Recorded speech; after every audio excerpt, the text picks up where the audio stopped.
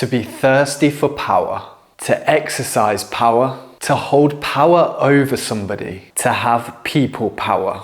In this lesson, we're going to learn 4 expressions used with the word power, and to learn these expressions, we're going to go on a journey through Shakespeare's stories about power and ambition.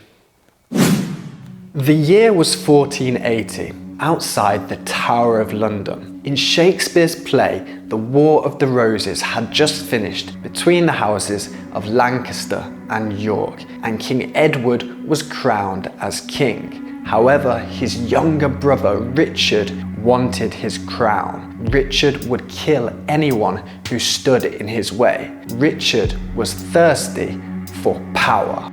If you are thirsty for something, or you thirst for something, it means you have a strong desire for that thing. You probably know that we can be thirsty for a drink, but we can also be thirsty for power, success, and knowledge. Let's have a look at some examples. She is thirsty for success in her new job. He thirsts for knowledge. He never stops reading. Hey Sam, hi. Are you thirsty? Yeah, have a glass of water. No thank you. I'm thirsty for knowledge. The year was 1415. On this battlefield, in Shakespeare's play, King Henry V was ambitious. He had a claim for the French crown, and he saw his opportunity to become both King of England and France. King Henry V invaded France, and his English army fought the French army on this battlefield. King Henry V exercised his power.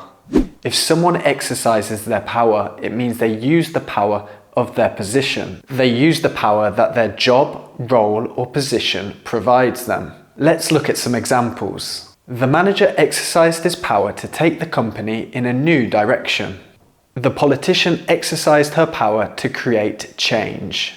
We can also say to exercise your rights. For example, you can exercise your right to vote.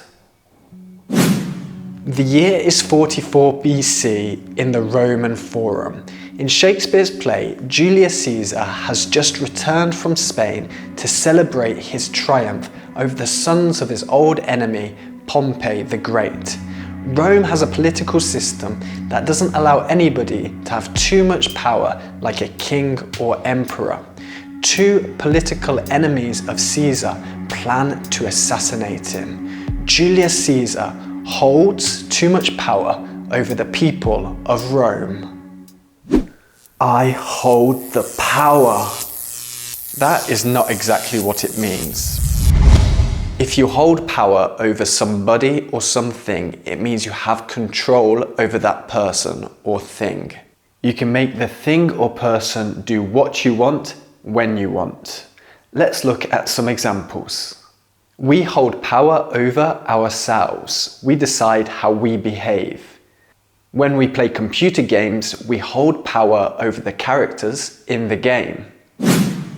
It was during the 11th century at Inverness Castle, and in Shakespeare's play, Macbeth is king.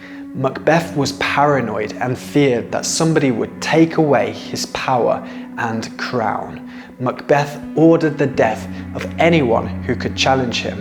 Macbeth and his wife, Lady Macbeth, were hated by the people.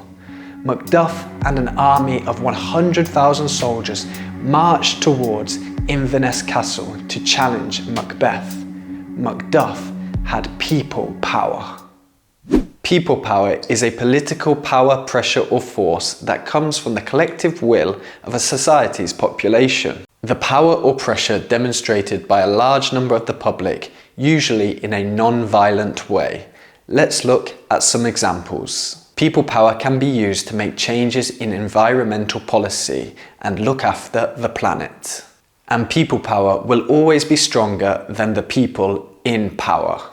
So there we go. We have gone on a journey of Shakespeare's stories about power and ambition, and we have learned 4 expressions used with the word power. Let us know in the comments, can you think of any more words or expressions that collocate with the word power? And remember, you've got the power.